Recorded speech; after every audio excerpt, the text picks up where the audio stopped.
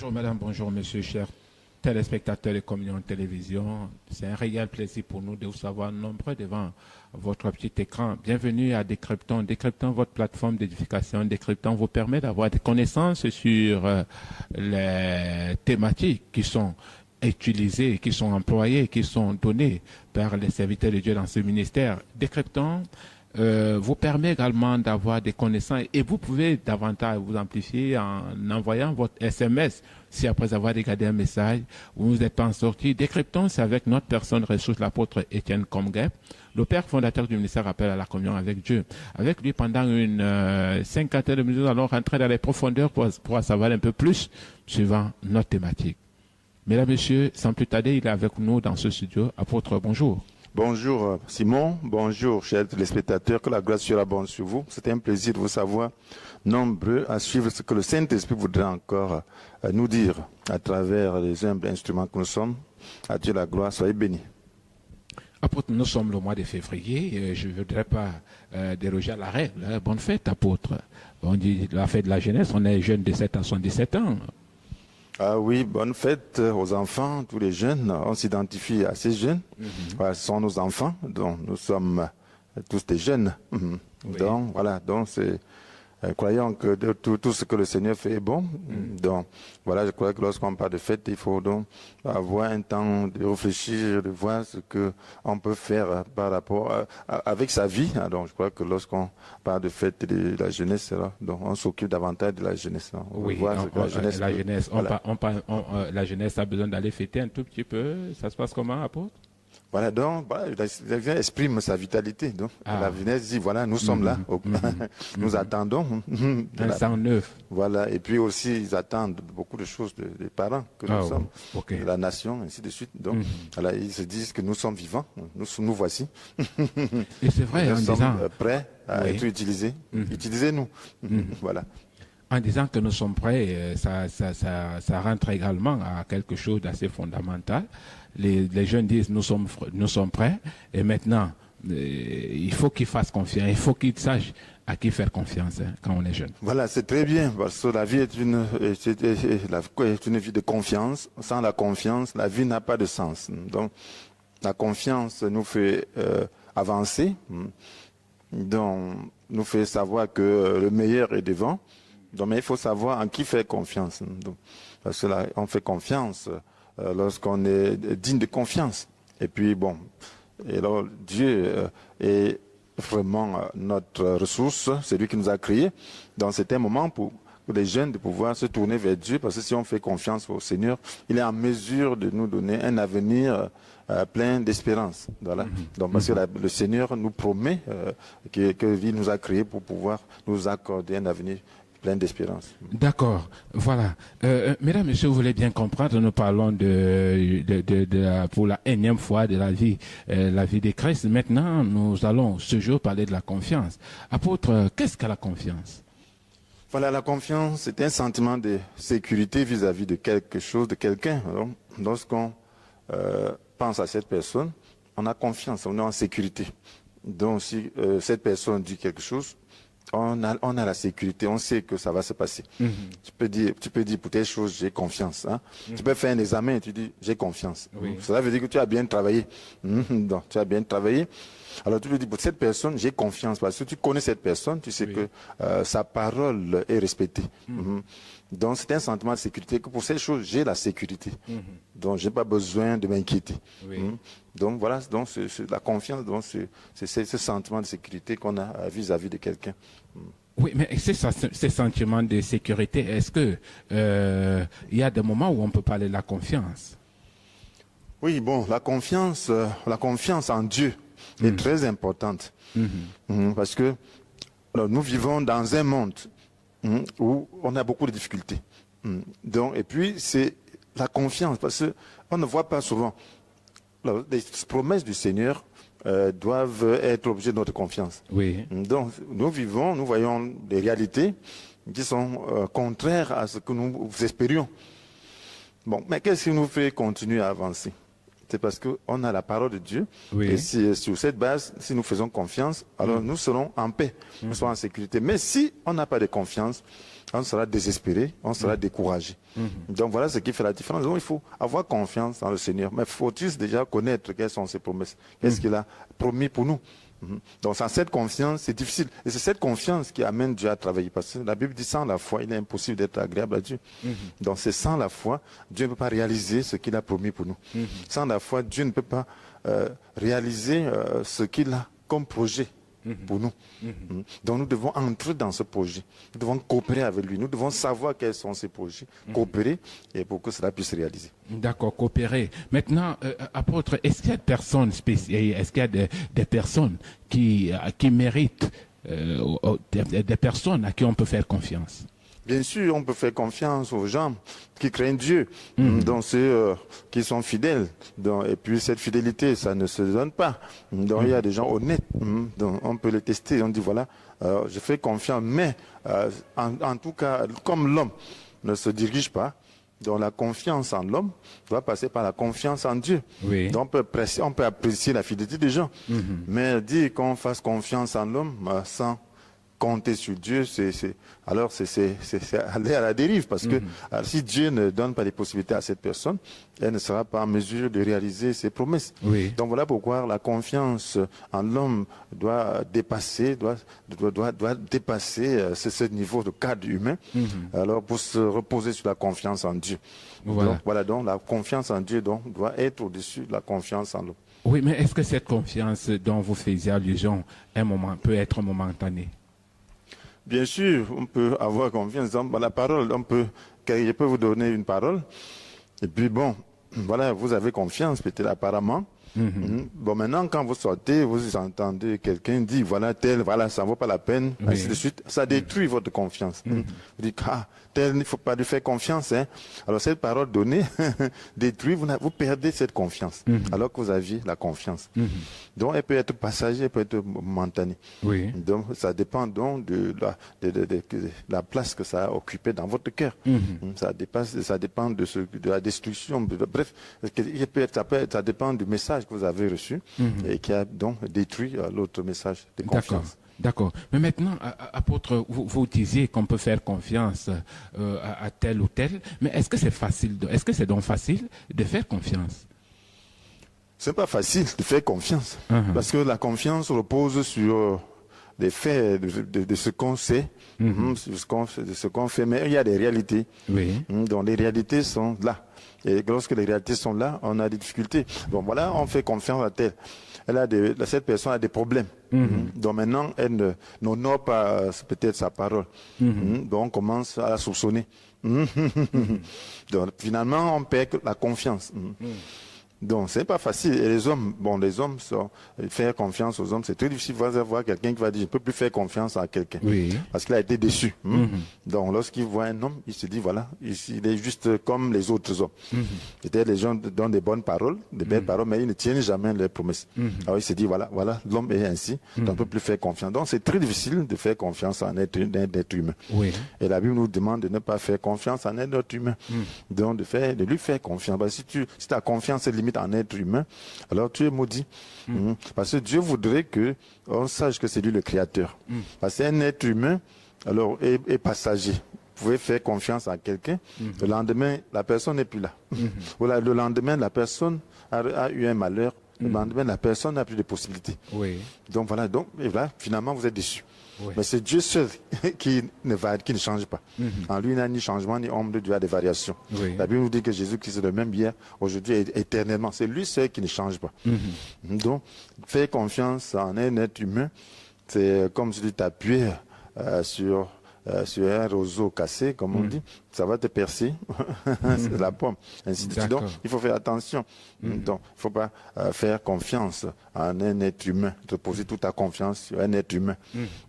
Parce que l'être humain est même changeant, ondoyant, mais Dieu ne change pas. D'accord. Voilà, Dieu ne change pas. Voilà. Maintenant, parlant, pensez-vous qu'il est important de faire, d'avoir Jésus comme référence, étant donné que lui est Dieu? Est-ce que l'homme pouvait l'avoir comme référence pour dire Jésus et ainsi de suite? Voilà, donc je voudrais juste Pendant dire, la confiance, bien sûr. Hein. je voudrais dire, donc voilà, je voudrais dire simplement que Jésus a été le modèle Oui.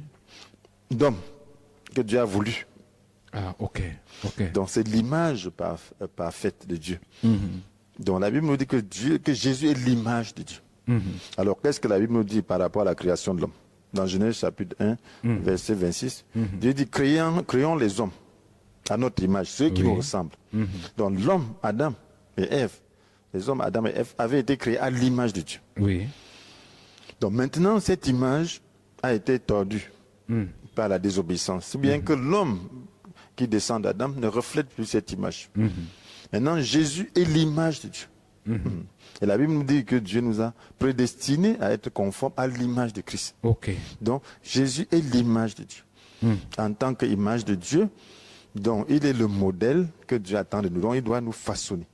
Dans son modèle, il doit nous façonner. En lui, nous devons donc ressembler à Dieu. Nous devons voir à quoi Dieu ressemble. Et puis, en le regardant, en faisant comme lui, alors nous allons ressembler à Dieu. Nous allons être l'image de Dieu. D'accord. Donc, lorsque la Bible nous dit que nous, tous qui le visage découvert, contemplons comme dans un miroir la gloire du Seigneur, nous sommes transformés en son image dans une gloire dont l'éclat ne cesse de grandir. Donc, lorsque nous contemplons la face de Jésus, lorsque nous contemplons sa vie, nous sommes transformés. Donc, nous nous modélons, il nous modèle, il est comme un moule. Donc, pour nous, pour les humains. D'accord. Voilà, parlant de Dieu, quand doit-on lui faire confiance? On doit lui faire confiance comme Jésus l'a fait. Alors Jésus menait une vie de confiance totale en Dieu. Donc il ne faisait que ce que Dieu demandait. Parce qu'il savait que c'était là sa sécurité. Oui. Donc parce que ce n'est que la parole de Dieu qui tient le monde. Donc si nous marchons selon la parole de Dieu, nous serons en sécurité.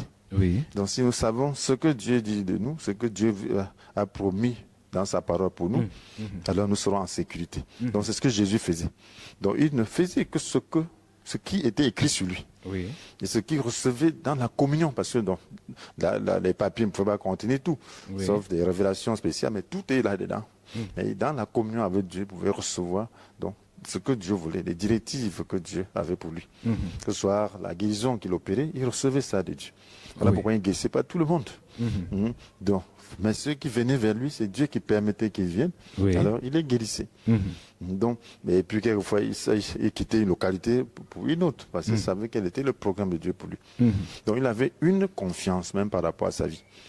Donc, lui, il était l'humain parfait que Dieu attendait, que Dieu voulait d'Adam.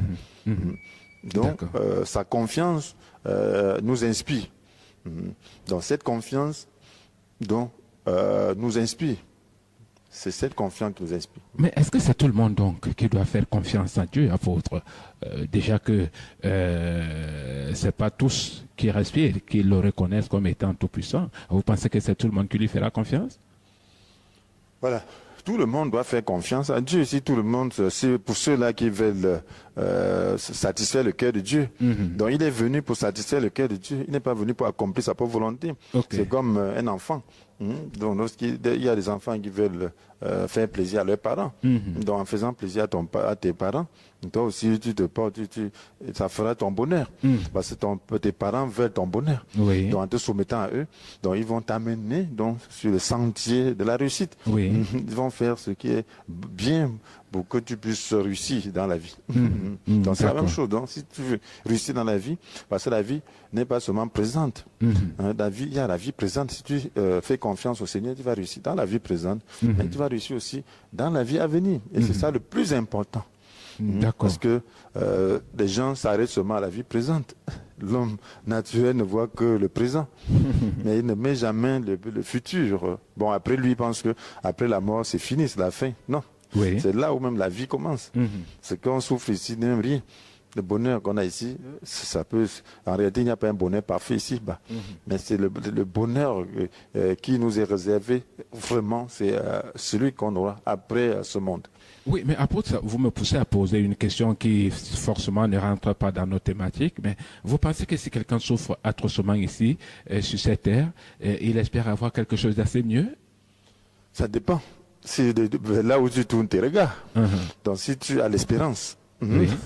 si tu crois en Dieu, Mhm. alors tu auras mieux regardé l'histoire de l'homme riche et de Lazare, du pauvre Lazare. Il a souffert. Il n'avait même pas de quoi manger. Il n'avait même pas de quoi se soigner. Mais après cette terre, il était où? Dans le sein d'Abraham. Oui. Dans la félicité éternelle, totale. Mais le riche était où? En enfer. Donc, où le feu brûlait. Où il n'avait même pas possibilité de satisfaire sa soif, de se désaltérer. Même d'avoir une goutte d'eau. Une goutte d'eau. Imaginez-vous. Donc, pendant sa vie terrestre, il avait tout. Il buvait du vin, il buvait tout, il mangeait à satiété. Donc, mais maintenant, voilà toute une éternité devant lui. Oui. Alors, qu'est-ce qu'il a profité? Parce qu'en réalité, lorsque vous avez l'expérience de la vie, alors lorsque tu as vécu dans l'opulence et tout, alors le jour où tu vis un peu la disette, tu oublies tout ce que tu as, Oui, ça, tout le passé. Ça devient un peu plus compliqué. Voilà. Hein? C'est-à-dire, tu oublies tout le passé. Donc, ta misère d'aujourd'hui, tu ne peux pas reposer sur la richesse d'hier, sur le bonheur d'hier, pour combler la misère d'aujourd'hui, pour satisfaire la misère d'aujourd'hui. C'est pas possible. Oui. Donc, oublie. Donc, imaginez-vous donc quelqu'un qui vit dans l'opulence, finalement, il se retrouve dans la misère éternelle. Oui. Il n'y a rien de pire que cela. Hein? Oui, c'est très compliqué. Et puis, très aussi, compliqué. on oublie facilement le malheur devant le bonheur d'aujourd'hui. On peut mener une vie de malheur, Oui. mais le jour où on a le bonheur, on oublie complètement. On oublie. OK. Donc, mieux vaut donc vivre le bonheur à la fin de sa vie que de vivre au début et de manquer ce bonheur à la fin. OK, d'accord. Voilà. Maintenant, parlons de la confiance. Est-ce que la foi et la confiance vont de pair? Bien sûr, la foi et la confiance. La foi, c'est quoi? La foi, selon la définition biblique, c'est une façon de posséder ce qu'on espère. Oui. Une manière d'être sûr des réalités qu'on ne voit pas. Donc, c'est la confiance. Donc, on est sûr. Une façon de posséder ce qu'on espère. On espère. Bon, la foi est en Dieu, de toutes les façons. Parce que la foi biblique repose sur la parole de Dieu. La foi, c'est quoi? La foi naît du message qu'on entend. Et ce message est celui qui s'appuie sur la parole de Christ. Du Christ. Donc, alors, ça repose, on possède une façon de posséder ce qu'on espère. Donc, on espère ce que Dieu nous a promis. On possède, ça veut dire on vit comme si on avait déjà reçu cela. Oui. Une manière d'être sûr des réalités qu'on ne voit pas. Donc, on ne voit pas les promesses de Dieu, c'est la parole, c'est quelque chose c'est la pensée, c'est le domaine de la pensée. Oui. On ne voit pas, mais on est sûr. Est-ce qu'il y a l'impact que peut causer la foi, parlant de la confiance? Est-ce que l'impact peut être visible, apôtre? Voilà, la confiance, c'est quoi? C'est la sécurité vis-à-vis de quelqu'un. Donc, voilà, donc c'est la sécurité vis-à-vis de la parole de Dieu, vis-à-vis de Dieu qui donne sa parole. Donc, si on a la sécurité, on doit donc vivre comme si on avait déjà possédé. Oui. Imagine-toi, tu as ton argent en banque. Peut-être Orange Money. Tu as 100 000 francs dans ton compte Orange Money. Donc, tu as confiance. Donc maintenant, il y a un problème. Bon, tu fais le code, tu envoies peut-être 10 000 à quelqu'un. Il y a un problème, 10 000 que tu envoies. Ça, c'est la confiance. Est-ce que ça te gêne? Non.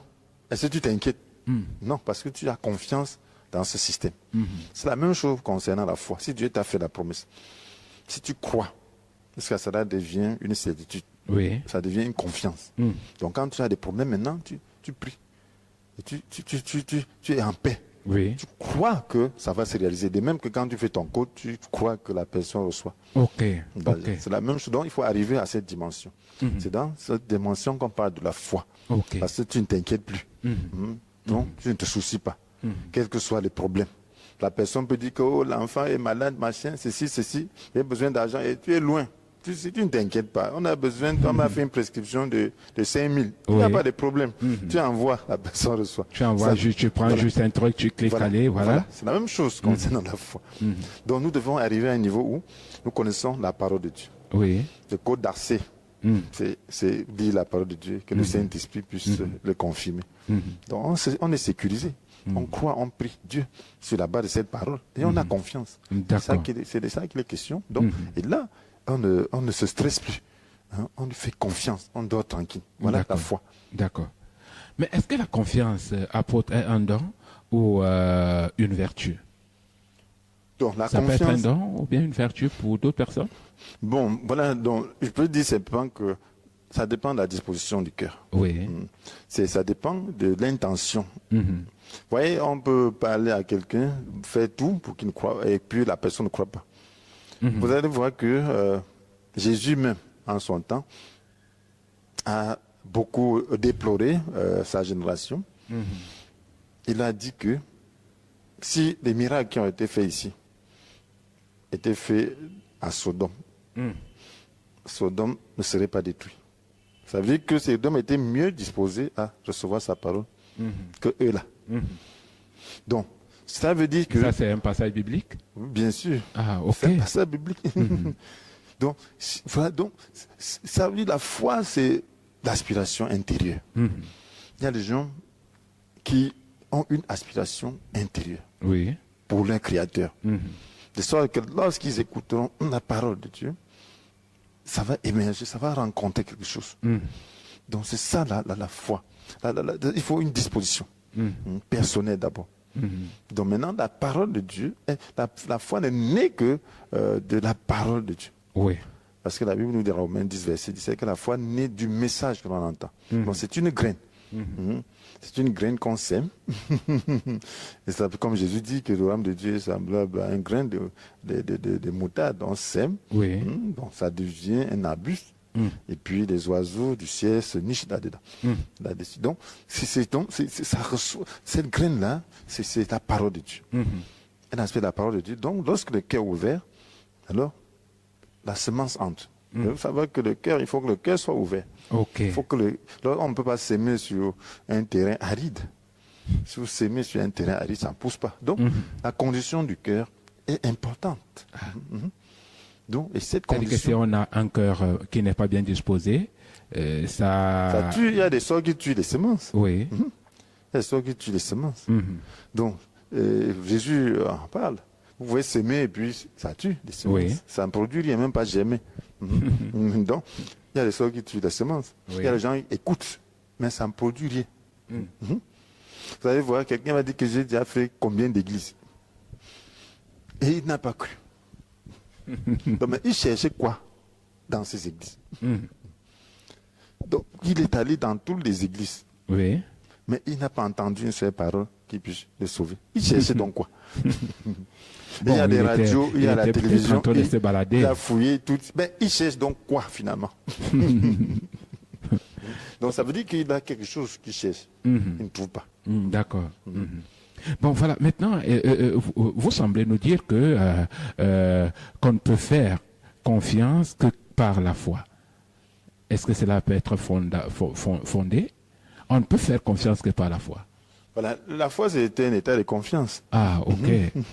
Donc, il y a cette confiance qu'on peut dire psychique, donc, qui résulte de nos analyses, donc de notre connaissance intellectuelle et nos connaissances, il peut dire juste intellectuelle, oui. D'accord. De quelqu'un. Et à ce niveau, après quelqu'un s'amuserait à poser la question, mais quelles sont les origines de la foi? Oui, les origines de la foi, c'est la parole de Dieu. L'origine de la foi, c'est la parole de Dieu.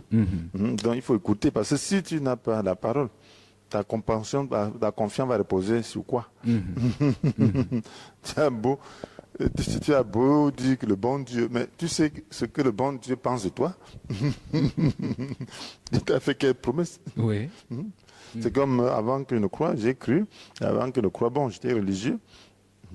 Donc, tu ne pouvais pas faire une prière solide par rapport à certaines situations parce que je n'avais pas la promesse, je n'avais pas la révélation de ces choses. J'étais malade. Non, je ne pouvais pas prier. Quand les hôpitaux ne pouvaient pas résoudre mon problème, je ne pouvais pas prier parce que je ne savais pas que c'était possible. Donc c'est quand j'ai cru, j'ai vu dans la Bible que Jésus guérit, qu'il a porté une maladie, que j'ai réclamé. Donc, il fallait maintenant me tenir sur la promesse la promesse de la parole de Dieu. La parole de Dieu. Pour réclamer. Donc, en ce temps-là, j'ai confiance. J'ai compris que Dieu voulait me guérir parce que celui qui souffre ne sait même pas quelle est la position de Dieu. Qu'est-ce que Dieu pense même de la situation. Il y en a qui pensent que Dieu est la source de leur malheur. Et pourtant. Voilà. Alors que Dieu veut leur bonheur. Bon, tant qu'ils pensent comme ça, donc vous voulez qu'il les foi comment? Donc il ne peut pas avoir foi.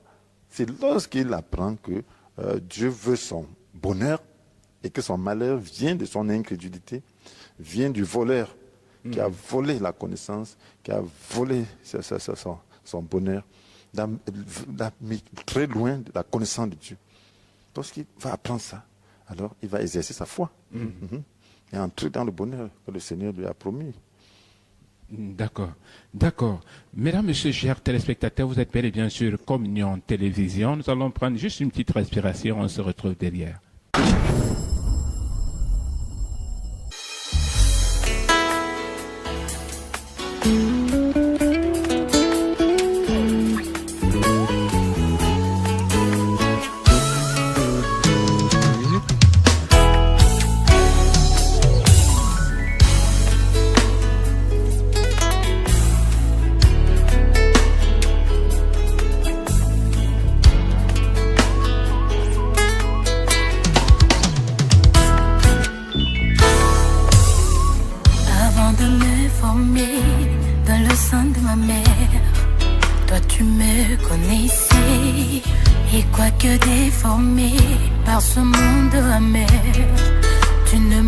Jamais laissé, tu m'as toujours saisi par ta main droite.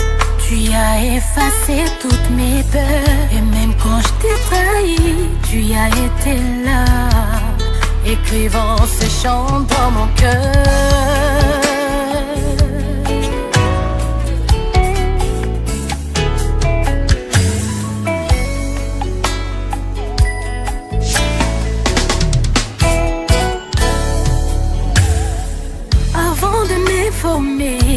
Dans le sein de ma mère, toi tu me connaissais.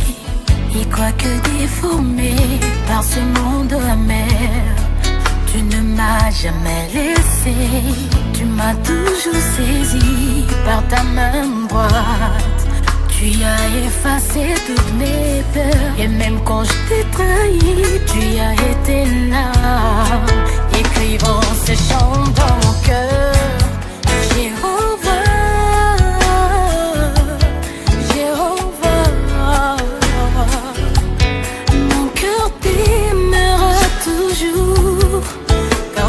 C'est lui qu'il me faut. Jéhovah, Jéhovah. Après plusieurs détours, j'ai conclu que rien ne te vaut.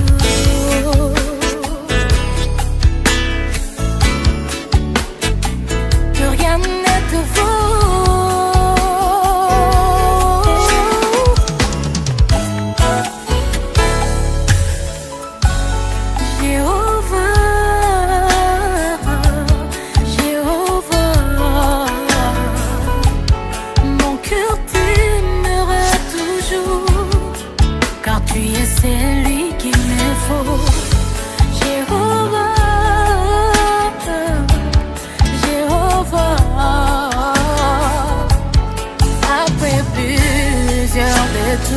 J'ai compris que rien ne te vaut.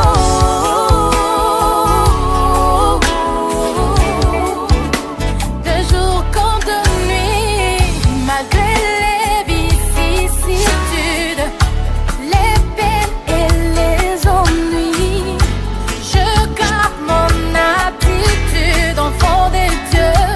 De jour comme de nuit, Jéhovah.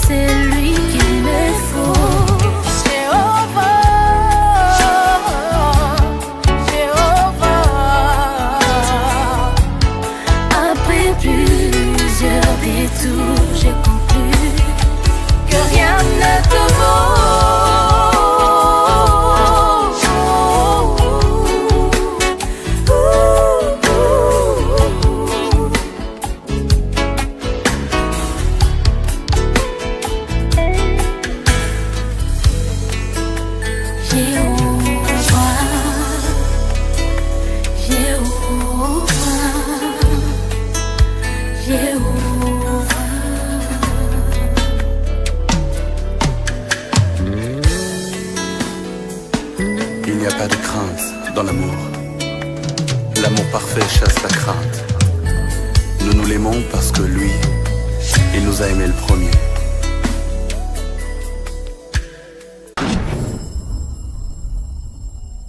Merci, mesdames, messieurs. Vous êtes bel et bien sur Communion Télévision et nous sommes de retour sur ce plateau. Apôtre, vous nous parlant de la foi.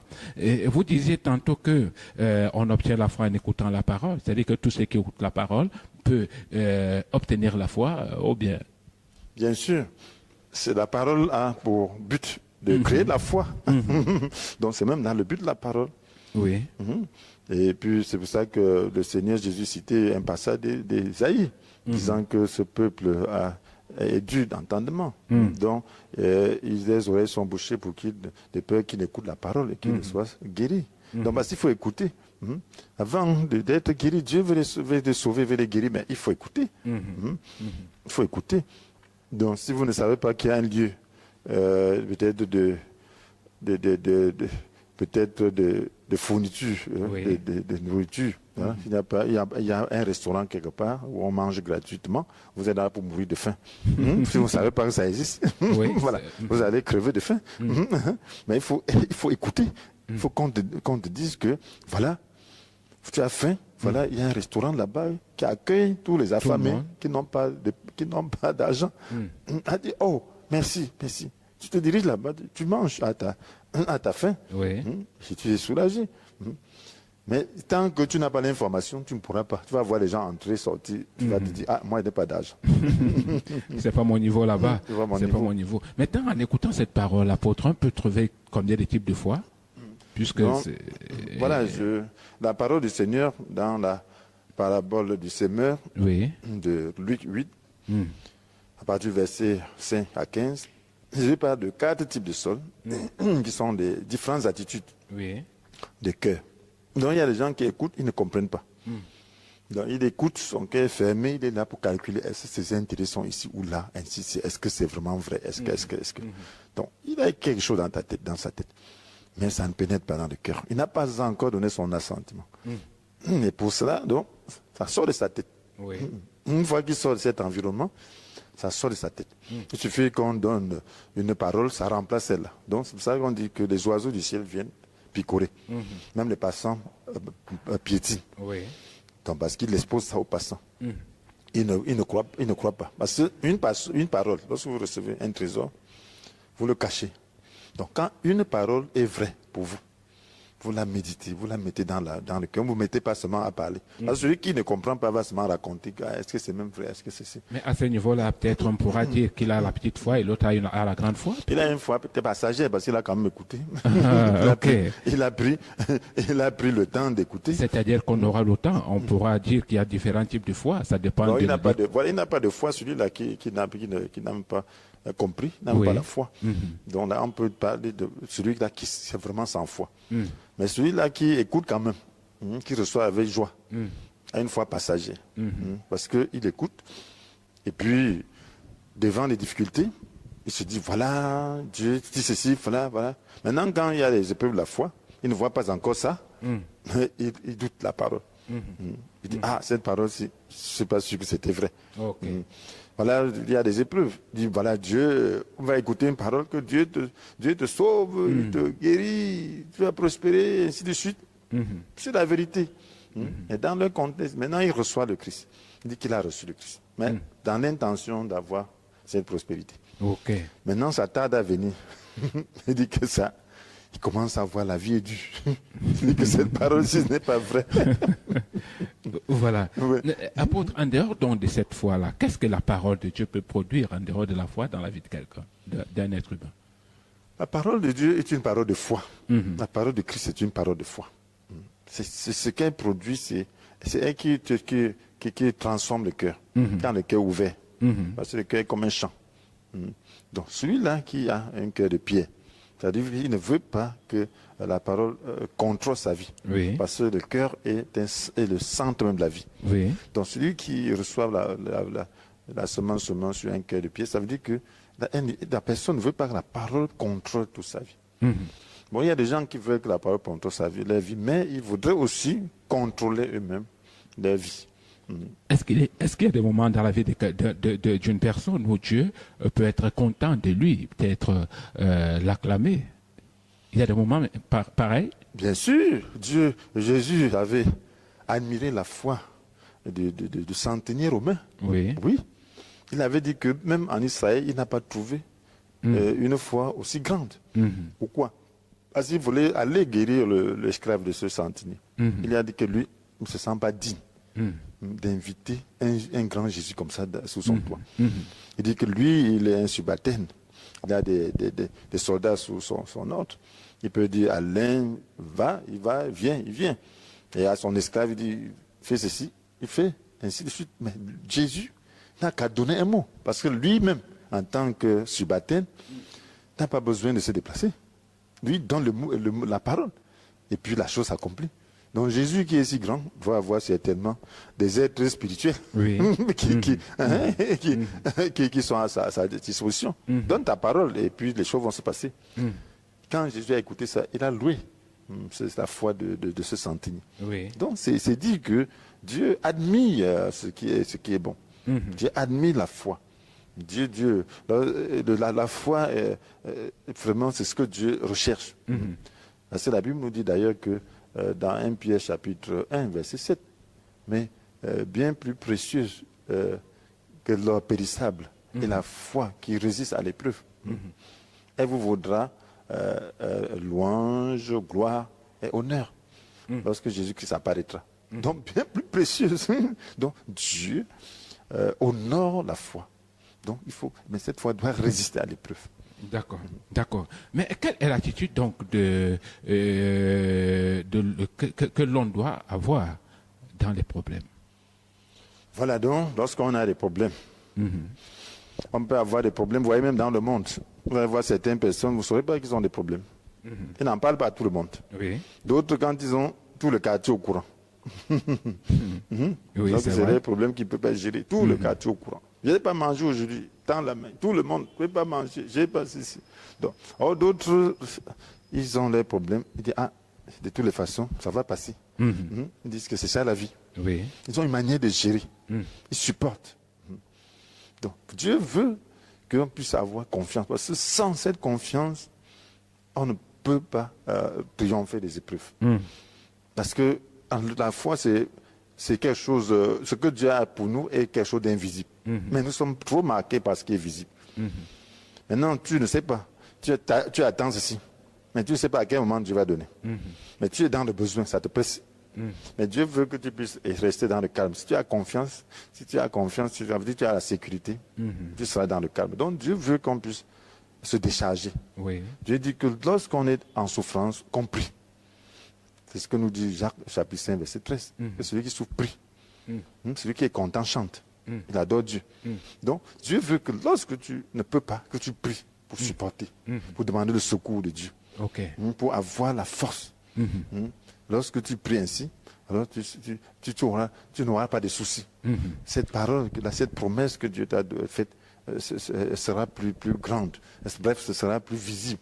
Mais il y a un problème, apôtre. Vous pensez que c'est facile de prier dans les moments d'épreuve? C'est même dans les moments d'épreuve qu'il faut beaucoup prier. Ah bon? C'est même, oui, puisqu'en réalité, lorsque tu vois que tu n'as pas de secours, tu vas alors faire comment? Tu vas mourir, tu vas pleurer. Et c'est la raison pour laquelle Dieu permet souvent des épreuves. Même dans une nation. Vous allez vous rendre compte que, je me souviens en 90, lorsque il y avait coupure de salaire, en 92, tout ça, il y avait des problèmes de remous. Les gens ont beaucoup commencé à prier. Ils ont commencé à prier. Lorsqu'on parlait de Dieu, les gens étaient plus attentifs. Parce qu'ils savaient que ça n'allait pas. Parce qu'on coupe les salaires en toi. Tu n'arrives plus à joindre le bout de bout. Oui. Oui. C'était les années 90-91. Oui. Quelque chose comme ça. 91, oui. 92 comme ça. 92, voilà. Oui. 93. Donc, c'était difficile. Donc, les gens, tu vas vivre comment? Tu vas te tenir sur quoi? Tu n'as pas d'espoir pour faire le chant. Oui, je me souviens de ce moment-là, il y a des personnes qui dormaient à la trésorerie. Voilà, et puis maintenant, il y avait le retard de paiement. C'était pas facile. Oui. Donc, tu vas faire comment? Tu es habitué à aller acheter. Il n'y a pas d'argent. Et le loyer, on a des moyens, c'est le même. Tu vas faire comment? La lumière, l'eau, il faut payer. Donc, tu te retrouves Peut-être tu avais 300 000, tu te trouves avec 100 000. Comment tu vas gérer? Alors que tu fais même pas l'économie de 100 000 à l'époque. Donc, ça devient difficile. Oui. Tu vas faire comment pour t'en sortir? Ce n'est que prier. Hein? Oui. C'est prier. Et quand tu pries, alors tu parviens à t'en sortir. Donc, quand tu te rapproches de Dieu, tu vois que c'est possible de vivre comme ça. D'accord. Donc, c'est un peu ça. Donc, quand on souffre, on doit prier. Mais quand Jésus dit allons à l'autre bord, apôtre, t'as dit qu'il faut aller où précisément? Voilà, il était avec ses disciples. Il dit allons de l'autre côté du lac. Il dit allons de l'autre côté du lac. Il fallait donc traverser le lac. Donc, il faut traverser en barque. Donc, c'est des pêcheurs expérimentés. Donc, il dit allons pour rendre ministère. C'est pas la fin. Allons rendre ministère. Donc, lorsqu'il dit allons rendre ministère, ça, il n'a pas dit qu'il n'y aura pas de tempête. Mais il a dit qu'on va là-bas, de l'autre côté. Et puis, comme c'est sa parole, on va y arriver de toutes les façons. Oui. Donc, les disciples devaient donc savoir qu'ils vont de l'autre côté du lac. Donc, mais pendant qu'ils ont pris le large, Jésus s'est endormi. Oui. Donc, maintenant, une tempête s'est levée sur le lac, a soulevé les flots, et la barque était remplie d'eau. Et eux, en tant que pêcheurs expérimentés, ils savaient qu'ils étaient en péril. Qu'est-ce qu'il faut faire? Nous sommes en train de mourir. Dit Jésus, maître, nous sommes perdus. Jésus se réveille brutalement et menace le vent, menace les flots. Tout revient au calme. Il leur demande, où est votre foi? Donc Jésus s'attendait à ce qu'ils continuent à avoir confiance malgré les difficultés. Ok. Parce qu'ils ont dit, nous sommes perdus. Donc il fallait qu'ils prennent le calme, qu'ils prient simplement, qu'ils sachent qu'ils ne sont pas perdus. Ok. Mais est-ce que l'homme a une parole qui peut lui servir de guide Donc, dans son parcours? bien sûr, la Bible, déjà la vie de Jésus, si vous lisez la vie de Jésus, vous allez voir que c'est le guide. C'est là que Jésus dit, je suis le chemin, la vérité, la vie. Et sa parole. Oui. Lui, il est la parole. Donc, la parole, toute la parole de Dieu, c'est la parole. Parce que la Bible dit que toute l'écriture inspirée de Dieu est utile pour enseigner, pour réfuter, pour redresser, pour apprendre à mener une vie conforme à la volonté de Dieu. Ainsi, l'homme de Dieu se trouve parfaitement préparé, équipé pour accomplir toute œuvre bonne. Donc, toute l'écriture, il faut toute l'écriture. Il faut lire la Bible avec un cœur ouvert. Mais dans un début, il faut comprendre bien le Nouveau Testament. Parce que c'est le Nouveau Testament qui est directement adressé à tout le monde. Ok. L'Ancien est adressé au peuple terrestre et à travers le peuple terrestre à tout le monde. Mais est-ce que, apôtre, la parole de Dieu est adressée à tout le monde de la même façon? Bien sûr, ça dépend. De la même façon, c'est la même façon. Ce n'est que Jésus qui est le chemin.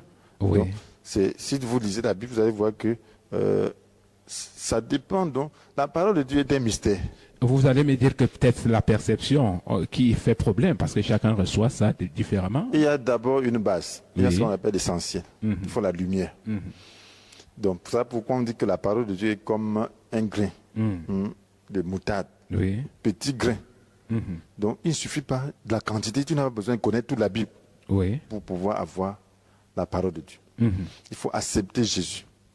Accepter le gouvernement de Dieu, de Jésus dans ta vie.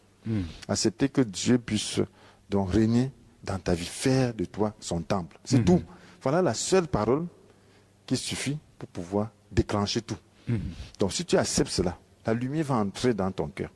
Jésus va entrer dans ton cœur. Et tout le reste là, il va te conduire à faire. Donc, quand tu vas dire que quand on a écouté cela, apôtre, on peut dire qu'à présent, il a le cœur tout entier à Dieu. Voilà, il faut être prêt à faire toute sa volonté. Donc il faut être prêt à ce qui dit de renoncer, on renonce. Oui. Ce qui dit de faire, on fait. C'est tout. Cette disposition-là est suffisante pour tout le monde. Oui. Que tu sois analphabète, que tu sois instruit, que tu sois philosophe, si tu as cette disposition, alors ça fait la base. Tu reçois Jésus dans ta vie. Mais que faire donc pour renoncer, apôtre? Parce que voilà aussi un autre point. Que faire donc pour renoncer? Il faut renoncer, il faut demander la force à Dieu. Oui. Parce que la Bible dit que c'est Dieu qui produit en nous, qui agit lui-même en nous pour produire à la fois le vouloir et le faire. Philippiens 2, verset 13. Donc il faut demander la force. Donc la vie chrétienne est faite pas pour les forts, mais pour les faibles. pour ceux qui reconnaissent leur incapacité. Voilà pourquoi on dit, il a dit à ses disciples, ne convertissez pas pour devenir comme les petits-enfants, ils n'entreraient pas. Parce que tu penses que tu es capable, tu penses que tu es intelligent, tu penses que tu es ceci, tu es déjà disqualifié. Oui. Donc c'est pour les gens qui se sentent incapables, D'accord. qui dépendent de Dieu pour pouvoir avancer à tout moment. Voilà. Qu'est-ce qu'il faut donc faire pour laisser son cœur être taillé par la parole? Une dernière question, apôtre, parce que le temps qui nous est imparti arrive à son terme. C'est ce qu'on dit que, Seigneur, taille-moi, je suis incapable. Parce que ce que Dieu demande, tant tu dis la Bible, ses exigences sont au-dessus de nos capacités. Oui. C'est seulement dit, Seigneur, je suis incapable. Voilà pourquoi la Bible nous dit, si nous prétendons n'être coupables d'aucun péché, nous vivons dans l'illusion. La vérité n'habite pas en nous. C'est-à-dire nous sommes des hypocrites. Mais si nous reconnaissons nos péchés, des fidèles et justes par conséquent, nous pardonnons nos péchés et nous purifions de tout le mal que nous avons commis. Donc, il faut être honnête et être disposé. Mais savoir aussi que la parole de Dieu dit la vérité. Donc, il ne prend pas le coupable pour innocent. Donc, savoir que si le mal en toi a besoin d'être détruit par sa grâce et par sa parole.